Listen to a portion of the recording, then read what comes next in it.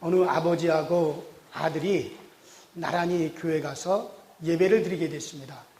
아버지가 아들을 데리고 교회 와서 자리에 앉아서 기도를 합니다. 기도를 할 때 아버지가 하나님 아버지 감사합니다. 이렇게 기도를 했어요. 그랬더니 그 아들도 옆에서 아버지가 하는 대로 그대로 따라해서 하나님 할아버지 참 감사합니다. 그랬습니다. 아버지가 아들에게 얘야 너도 하나님을 아버지라고 해야 되는 거야. 알겠어? 그러니까 그 아들이 고개를 갸우뚱갸우뚱하더니 아니 아버지도 하나님을 아버지라 그러고 나도 하나님을 아버지라 그러는 게 맞아?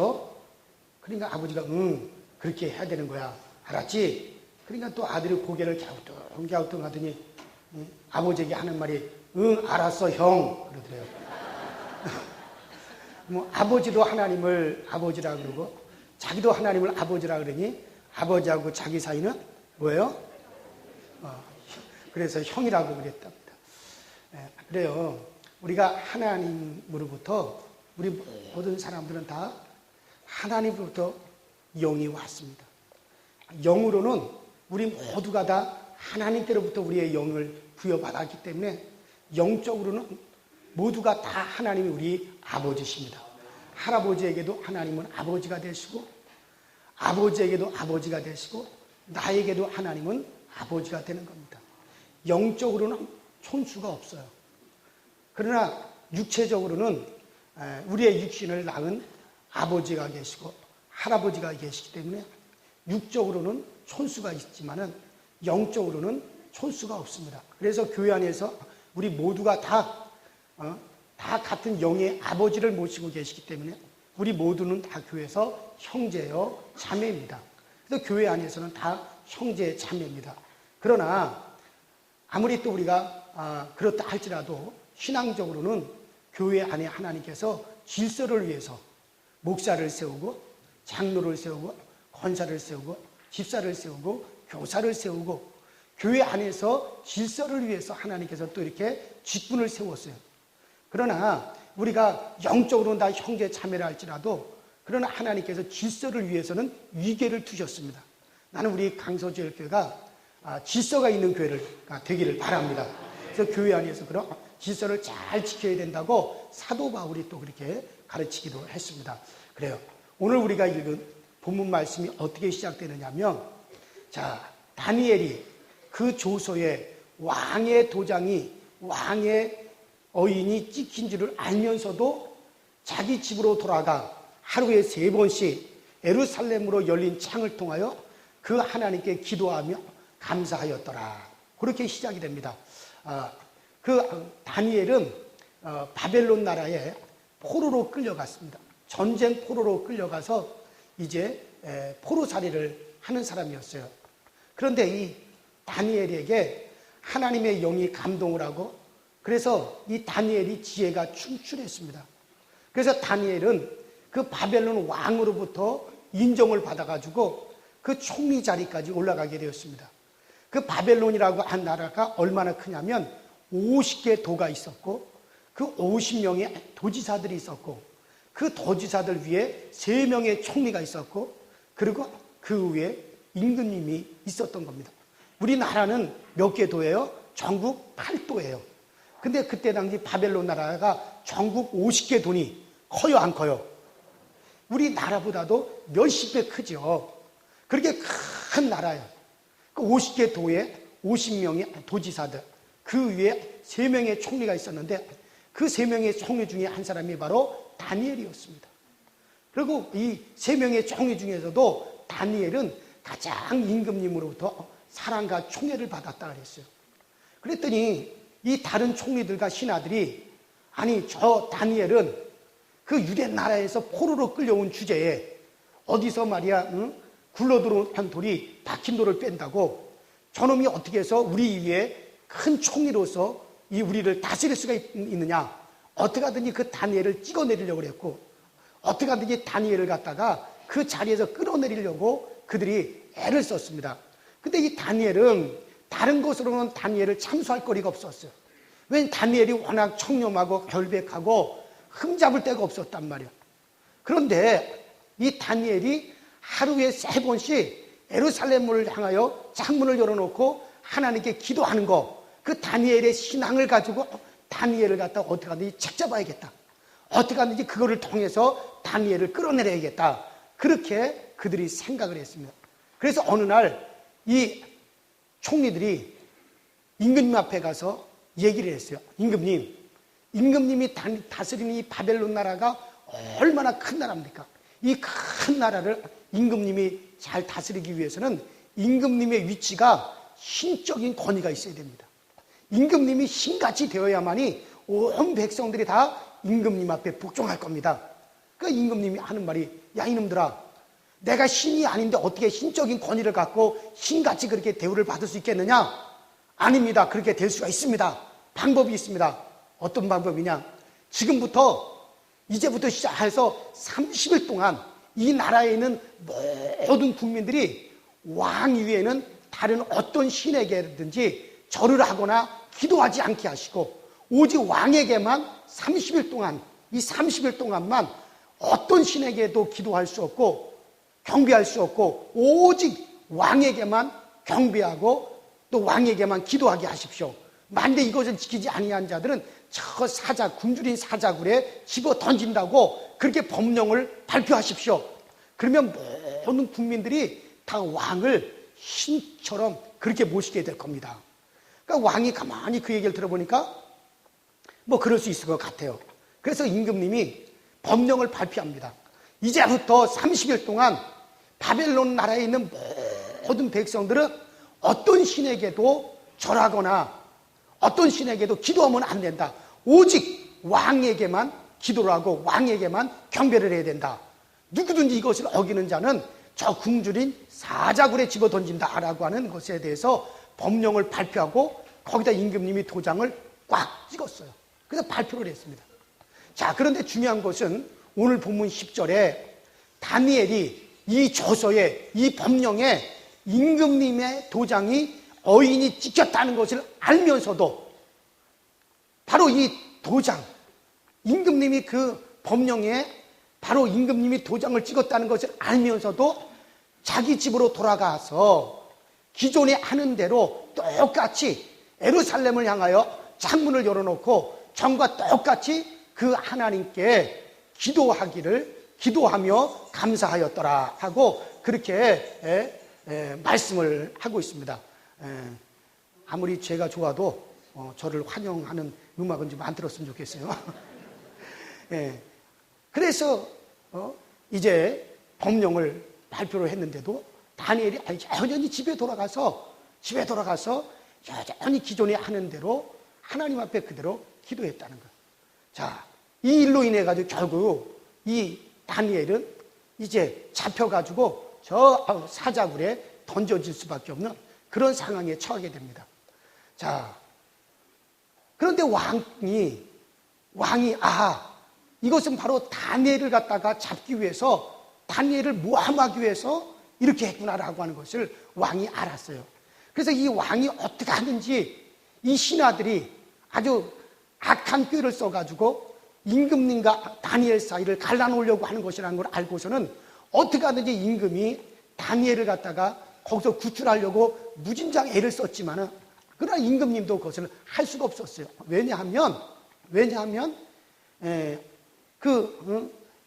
아무리 임금님이라 할지라도 한 번 임금님이 자기 도장을 꽉 찍어서 법령을 발표를 하면 임금이라 할지라도 누구도 그것을 취하할 수 없고, 아무리 임금이라 할지라도 절대로 그것을 취소할 수가 없게 되어 있습니다.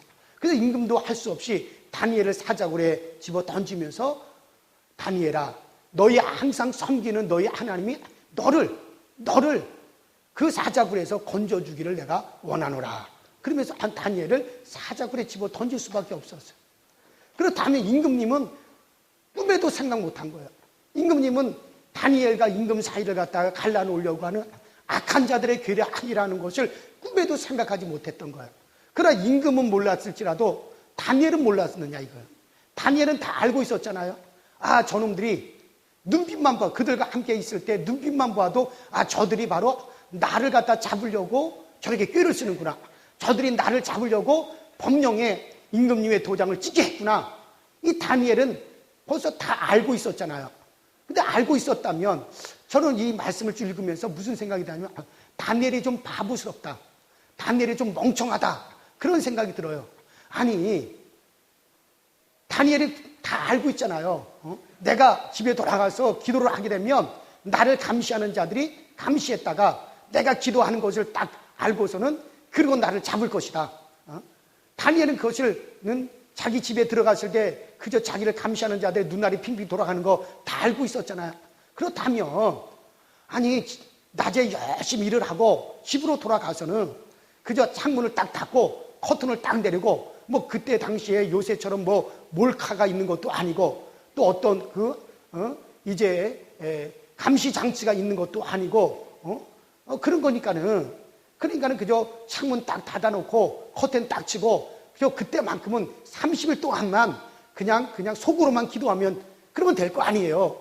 그런데 왜 다니엘은 자기를 감시하는 눈이 있고 자기를 잡아다 감옥에 가둔다는 걸 알면서도 창문을 예루살렘 쪽으로 창문을 활짝 열어놓고 그리고 무릎을 꿇고 큰 소리로 그 하나님께 기도하고 감사했을까? 좀 다니엘이 좀 멍청하지 않은가? 그런 생각을 해봤어요. 거기에는 몇 가지 이유가 있을 것 같아요. 먼저는 다니엘이 바보였던가? 바보라서 그렇게 했던가? 아니면은 다니엘이 아이고 죽으려고 환장을 했든지 어차피 이놈의 세상까지 거 아유 그냥 살기도 싫고 또 돌아가는 세상 꼴이 한심스러워서 어차피 죽고 싶었는데 아주 잘 됐다. 이번 참에 아주 확 죽자. 그래서 죽으려고 환장을 해가지고 그렇게 했든지 아니면 세 번째로는 다니엘이 믿음으로 했든지 이 셋 중에 한 가지란 말이에요. 그런데 다니엘이 이렇게 한 이유가 거기 그 다니엘서 6장 23절에 나와 있는데 이는 다니엘이 한번 따라합시다. 하나님을 믿었더라. 그러니까 이 말이 개역성경에는 이는 다니엘이 하나님을 의뢰하였습니다. 그렇게 나와 있는데 그 말이 원문에는 어떻게 나와 있냐면 한번 따라합시다. 하나님을 크게 여겼더라. 그러니까 다니엘이 그렇게 한 것은 바로 하나님을 크게 여겼기 때문에 그렇게 했다는 거예요. 크게. 그러니까는 다니엘이 자기가 하나님 앞에 기도해서 굶주린 사자굴에 들어간다라고 하는 그 사자보다 하나님이 자기 다니엘에게는 크게 보였기 때문에 다니엘이 그렇게 했다는 거예요. 예를 들어서 여러분들 제가 언제 한 번은 아주 치통이 심해가지고 아주 이빨이 아파가지고 아주 고생을 했어요. 밥을 먹을 수도 없고 음식을 씹을 수도 없고 이 치통 때문에 책을 볼 수도 없고 아무것도 못하겠더라고요. 이 치통 때문에 아주 신경이 쓰여가지고 그래서 용기를 내가지고 그래도 밥은 먹어야지 그래서 밥을 먹다가 그만 이빨로 혀를 꽉 깨물어 버렸어요. 그 혀를 딱 깨무니까 혀에서 피가 나는 거예요. 얼마나 아픈지 팔딱팔딱 뛰었어요. 그리고 일어나가지고 거울을 보고 피가 나가지고 나가서 입을 헹구고 약을 바르고 난리가 났었어요. 그런데 그렇게 하다 보니까는 내 이빨의 치통이 새까맣게 잊어버렸어요. 이빨이 아픈 걸 싹 잊어버렸단 말이에요. 왜 잊어버린 거예요? 그저 혀 아픈 것이 더 크니까 이빨 아픈 것은 그냥 아무것도 아닌 것처럼 잊어버리고 이빨이 아픈지 안 아픈지도 모르는 거예요. 왜? 혀를 깨문 것이 더 크니까. 마찬가지입니다. 다니엘이 내가 하나님 앞에 기도하여 내가 하나님 앞에 기도하면 내가 잡혀가지고 굶주린 사자굴에 던져진다라고 하는 그 사자보다도 다니엘에게는 나를 지키시고 나를 도우시고 전지전능하신 하나님이 다니엘에게는 더 크게 보이기 때문에 그 하나님이 다니엘에게는 더 크게 느껴지기 때문에 자기가 사자굴에 던져진다라고 하는 것은 그 앞에서 다니엘이 담대할 수가 있었다 그런 얘기예요. 할렐루야. 바로 그렇습니다. 우리가 인생을 살아가다가 여러 가지 문제를 당할 때가 있어요. 내가 어떤 병이 온다든지 어떤 문제 때문에 내가 고민을 한다든지 어떤 환난이 온다든지 어떤 내가 고난이 우리에게 온다든지 여러 가지 문제가 우리 가운데 올 때가 있어요. 그러나 그런 문제가 온다 할지라도 그 문제보다도 내 몸에 내가 병든 그 질병보다도 그 문제를 해결하시고 병을 해결하시는 죽은 자를 살리시고 없는 것이 있는 것처럼 불러내시는 그 하나님이 내게서 더 크게 느껴지고 그 하나님이 내게서 더 커 보이면 그러면 나는 절대 문제에 눌리지 않는다 그런 말이에요. 그러나 그러나 반대로 나에게 다가온 문제라든가 어떤 질병이라든가 어떤 내게 다가오는 환난이 그것은 크게 보여지고 하나님은 내게 오히려 작게 내게 느껴진다면은 그는 그 문제에 눌려버릴 수밖에 없어요. 그 문제에 사로잡힐 수밖에 없는 겁니다. 여러분 그래요. 바로 오늘 이 다니엘이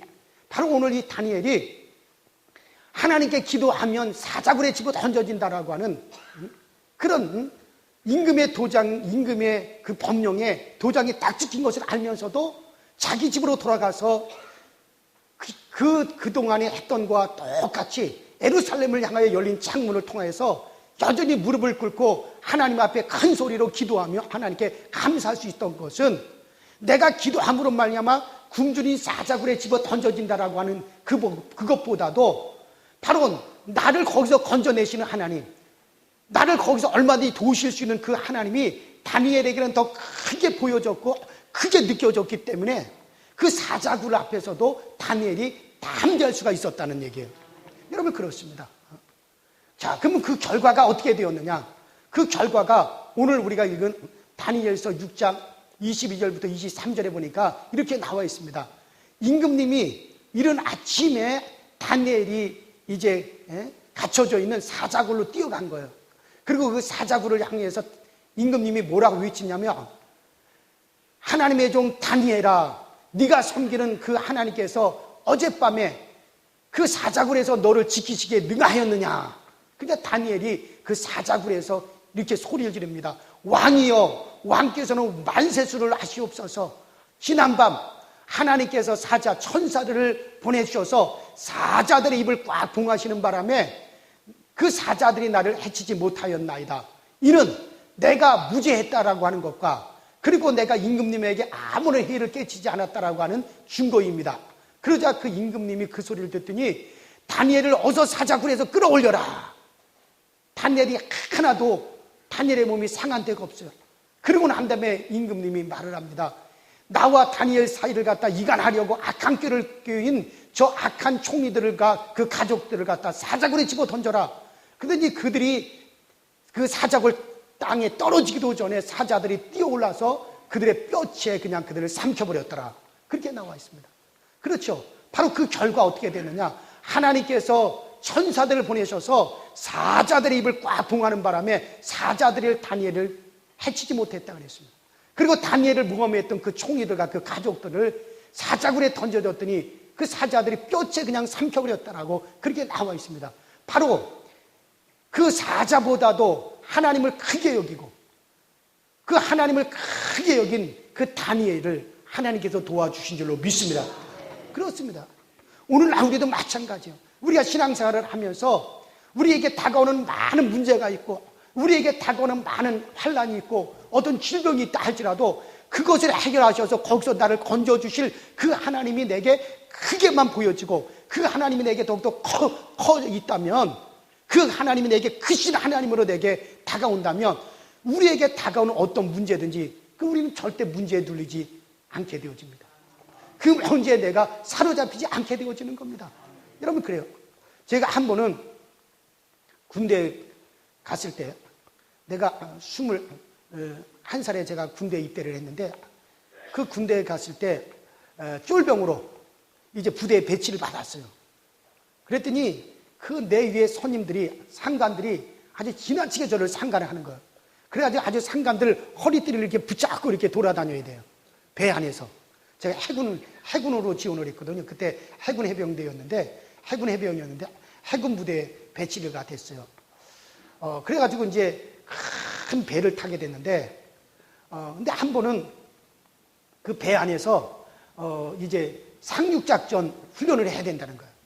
그래가지고 모든 이제 부대원들이 그 군함에 타고서는 24시간을 대기하라는 거예요. 아무도 내려서는 안 된다는 거예요. 그런데 그날이 주일이었어요. 주일날 교회 가고 싶은데 아무도 배에서 내리지 못하게 하고 다 배에 대기하고 있으니까 교회를 가지 못하잖아요. 근데 하나님, 오늘 주일이라서 교회 가서 예배 드리고 싶습니다. 어떻게 내가 교회 갈 수 있는 방법이 없을까? 가만히 생각해 보다가 꾀를 냈어요. 내가 지금 몸이 아프다고 가서 말을 하고, 그리고서는 잠깐 의무대에 가서 내가 약만 타가지고 오겠다. 그러니까 나 좀 내보내달라. 그랬더니 바로 가가지고 의무대 가서 약만 타가지고 바로 들어와야 된다. 그래요. 그래가지고 정식 보고 절차를 밟지 않고 내보내주는 바람에 막 이제 제가 군함 밖으로 나왔어요. 그래서 제가 막 뛰었습니다. 어디로 뛰었겠어요? 교회를. 그 진해에 가면은 그 큰 해군 통제부가 있어요. 진해 해군 사령부가 있는데 거기에 이제 군함들이 다 들어가 있거든요. 근데 거기 부대 안에 그 해군 통해교회라고 하는 큰 교회가 있습니다. 막 교회를 가서 예배를 드리는 거예요. 예배를 드리는데 얼마나 감동이 넘치는지 막 눈물을 뚝뚝뚝뚝 흘리면서 예배를 드렸어요. 예배를 다 드리고 그 다음에 이제 거기서 주는 간식도 먹고 그러고서는 이제 천천히 이제 돌아왔어요. 딱 돌아와 봤는데 세상에 내가 타야 될 군함이 떠나버렸어요. 없어요. 그러니까 다 이미 출동을 나가버린 거예요. 군함이 한번 출동을 나가게 되면 보름 이상, 한 달 이상 이제 출동 나가 있단 말이에요. 그 들어오질 않는 거예요. 나는 이제 탈영병이 된 겁니다. 이거 큰일 났다. 지금쯤은 배 안에서 내가 없어졌다는 걸 알 텐데 이거 큰일 났다. 이거 어떻게 하면 좋을까? 이게 대책이 없는 거예요. 그리고 갈 데도 없어요. 그 해군 사령부 안에서 어디 갈 데도 없고 모든 부대원들은 다 군함은 이미 출동 나가버리고 나만 땅거리 남았단 말이에요. 야, 이거 큰일 났다. 이거 탈영병은 이거 감옥에 가게 되는데 이거 어떻게 하면 좋으냐? 이제 할 수 없이 다시 그 해군 그 통해교회로 다시 갔어요. 거기서 뚜벅뚜벅 걸어가가지고 딱 앉아있더니 거기 군종병이 딱 오는 거예요. 너 왜 다시 왔냐? 그래서 제가 타야 될 배가 떠나버렸습니다. 이미 출동 나가버렸습니다. 어떻게 하면 좋죠? 그랬더니 야, 너 어떻게 하려고 그러냐? 너 지금 탈영병이 됐다. 너 탈영병이 됐기 때문에 이제 너 이거 골치 아프겠다. 이거 네가 그 배에서 사라졌다는 걸 알면 이제 큰일 났다. 이거 어떻게 하면 좋으냐? 근데 그때 그 군종병이 누구냐면 지금 저 인제지방, 감리교 인제지방에 가면 초대교회라는 교회가 있어요. 그 초대교회 담임 목사인 안복희 목사님이 그때 당시 군종병이었어요, 거기. 그래서 그분한테 내가 간절히 부탁을 해서 이거 좀 방법 좀 찾아달라고 그랬더니 그분이 군목 목사님을 만나보라는 거예요. 그래서 군목 목사님한테 갔더니 그때 그 군목 목사님이 누구냐 하면은 계급이 대령입니다, 대령. 군목 중에 제일 높은 분인데 그분이 바로 내 친구 아버지의 친구예요. 그러니까 학교 선배님이란 말이에요. 제 친구 중에 차남이라고 있는데 그 아버지가 차흥식 목사님이신데 그 목사님하고 동기야. 그러니까 내 학교 선배님이에요. 와, 그분이 해군 중에서는 그러니까 제일 높아요. 군목 중에. 그냥 군종감이에요, 군종감. 그래가지고 사정 얘기를 했더니 어떡하겠어, 후배가 이렇게 지금 난처했는데 야, 너 지금 탈영병이야. 너 어떻게 하려고 그러냐?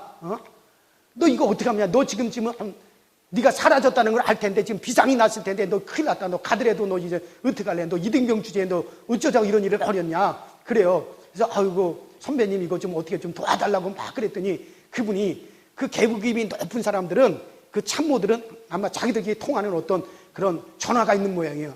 그러니 직접 그 함정에 구축함에다가 직접 전화한 거예요. 함장한테 직접 전화를 해가지고 그 이등병 현재국이라고 하는 애를 내가 좀 일이 있어가지고 걔를 불러가지고 내가 좀 잠깐 데리고 있다가 그러다가 그냥 어떻게 하다 군함이 떠났다. 그러니까는 어떻게 방법이 없겠느냐 그랬더니 이제 그 함장이 가르쳐 준 거예요. 내일 저녁에 배가 어느 부두에 잠깐 정착을 해가지고 이제 배에다가도 이렇게 여러 가지 보급품이 있잖아요. 보급품도 싣고 무기 같은 것도 이렇게 실어야 되잖아요. 이거 군사 기밀인데 제가 얘기를 하는 거죠. 그래서 어느 거기에서 잠깐 그 배가 정박을 하니까 그때 걔를 데리고 와라. 그래가지고 군목 목사님이 저를 데리고 간 거예요, 거기를. 그래가지고 제가 무사하게 그래가지고 그 위기를 넘길 수가 있었습니다. 하나님이 그렇게 예비하시더라고요. 제가 감히 생각해 보는 거예요. 야, 그때 내가 왜 그랬을까? 근데 이런 군법이 얼마나 셉니까? 군대가 얼마나 강합니까? 근데 제 마음에는 군대보다도 군법보다도 누가 더 커 보이니까? 하나님이 내게 더 커 보이니까. 하나님께 예배해야 된다는 게 더 크고 그 하나님이 내겐 더 크신 분이시다 이거. 그러니까는 그냥 나가지 말라 그러는데 나가가지고 그냥 예배당을 향해서 달려갈 수 있었던 것은 왜? 나는 하나님이 내게 더 크신 분이시다 이거예요. 여러분 그래요. 우리가 마찬가지입니다. 우리가 신앙생활을 하면서 정말 하나님이 여러분들에게 크신 분이 되어야 됩니다. 우리가 문제가 옵니다.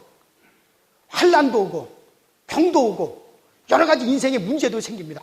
근데 마귀는 우리를 속여요. 어떻게 사단이 우리를 어떻게 속이느냐? 여러분들 사단은 문제는 우리에게 크게 느껴지게 만들고 하나님 우리에게 작게 느끼게 만듭니다. 그래서 그 하나님이 나의 문제 하나 해결할 수 없는 하나님, 내 병 하나 고치지 못할 하나님, 내가 당하는 지금 이 고난을 갖다가 해결해 줄 수 없는 그런 하나님으로 하나님은 작게 느끼게 만들고, 그리고 나의 문제는 크게 느끼도록 마귀가 우리를 속이는 겁니다. 그렇게 되면 정말 우리는 우리는 눌려버릴 수밖에 없는 거예요. 그러나 반대로 성령님은 우리에게 어떻게 역사하시느냐? 우리가 여러 가지 환난을 당하기도 하고 여러 가지 우리가 정말 어려움을 당하기도 하고 질병이 우리에게 찾아올 때도 있고 문제가 우리에게 다가올 때도 있습니다. 그러나 성령님 우리에게 어떻게 역사하시느냐? 전능하신 하나님, 정말 없는 것이 있는 것처럼 불러내시고 죽은 자를 살리시는 그 하나님, 그 전능하신 하나님께서 그 문제를 능히 해결할 수 있다라고 하는 그와 같은 믿음을 우리에게 주신단 말이에요. 그래서 문제는 나에게 작아지게 만들고 하나님은 내게 크신 하나님으로 다가오게 만듭니다. 그렇게 믿게 만들어 주시는 겁니다. 그렇다면 우리는 문제에 눌리지 않는 거예요. 어려움에 눌리지 않는 거예요. 문제에서 해결되어지는 겁니다. 그게 바로 하나님께서, 이는 다니엘이 하나님을 믿었습니다. 이 말은 무슨 말이냐? 바로 다니엘이 하나님을 크게 여겼더라. 그렇게 되어 있단 말이에요. 여러분 마찬가지입니다. 죄에 대해서도 마찬가지입니다. 죄에 대해서도 내가 지은 죄, 내가 어떤 악한 죄를 지었든지 추한 죄를 지었든지 부끄러운 죄를 지었든지 간에 내가 그 지은 죄가 십자가부, 여러분 십자가가 정말 주님의 십자가가 크게 보여지고 그러면 우리는 죄에 눌리지 않아요. 그러나 반대로 내 죄는, 내가 지은 죄는 크게 보이고 십자가는 작게 보인다면 그 사람은 죄에 눌릴 수밖에 없는 겁니다. 그러니까는 예수께서, 하나님의 아들이 이 세상에 오셔서 내가 져야 될 나의 죄값, 우리의 죄값을 주님께서 대신 지불하기 위해서 저 십자가에서 몸을 찢고 피를 다 흘려주셨습니다. 그러면 그 하나님의 아들이 흘리신 그 피의 값어치가 얼마나 크냐? 그 하나님의 아들이 나의 죄값을 대신 지불하기 위해서 그분이 피를 흘리셨다. 그 주님이 흘리신 그 피 앞에 어떤 죄든지 다 그 피로서 갚지 못할 죄값은 없다. 그렇게 내게 느껴지고 십자가가 내게 크게 느껴진다면 내가 아무리 큰 죄를 지었다 할지라도, 아무리 내가 악하고 추하고 더러운 죄를 지었다 할지라도 그 사람은 절대 죄에 눌리지 않습니다. 왜? 내가 지은 죄보다 우리 주님의 그 피값이, 십자가가 커 보이기 때문에 그 사람은 절대 그 마음이 죄에 눌리지 아니하고 그 죄에서 해방을 받게 되어지는 겁니다. 그러나 반대로 사단은 내가 지은 죄는 크고, 내가 지은 죄는 더 부끄럽고, 내가 지은 죄는 크고 부끄럽고 추하고 악하게 크게 부각을 시키고 우리 주님의 십자가는 작게 느끼게 만든단 말이에요. 내 죄값 하나 해결하지 못할, 내 죄 하나 풀어주지 못할 것으로 그렇게 작게 느끼게 만든단 말이에요. 그러면 그 사람은 여전히 죄에 눌려 있는 것이고 그 마음은 죄에서 해방받지 못하게 되어지는 겁니다. 여러분 그래요. 바로 마찬가지입니다. 오늘 이 다니엘은 자기가 하나님 앞에 기도하다가 잡히면은 굶주린 사자굴에 집어 던져진다는 것을 알았어요. 그걸 알았음에도 불구하고 다니엘은 예루살렘을 향하여 창문을 크게 열어놓고 그런 여전히 똑같은 방법으로 하루에 3번씩 하나님께 기도하고 감사했습니다. 왜 다니엘이 그렇게 했습니까? 다니엘이 멍청하거나 바보거나 죽으려고 환장해서 그렇게 한 게 아닙니다. 왜냐? 자기가 들어가는 사자굴보다 그 사자굴에서 자기를 건져내신 하나님이 더욱더 크게 다니엘에게 느껴졌고 그 하나님을 더 크게 생각했기 때문에 다니엘은 그 사자굴 앞에서도 담대할 수가 있었던 것입니다. 여러분 우리의 신앙은 항상 그래요.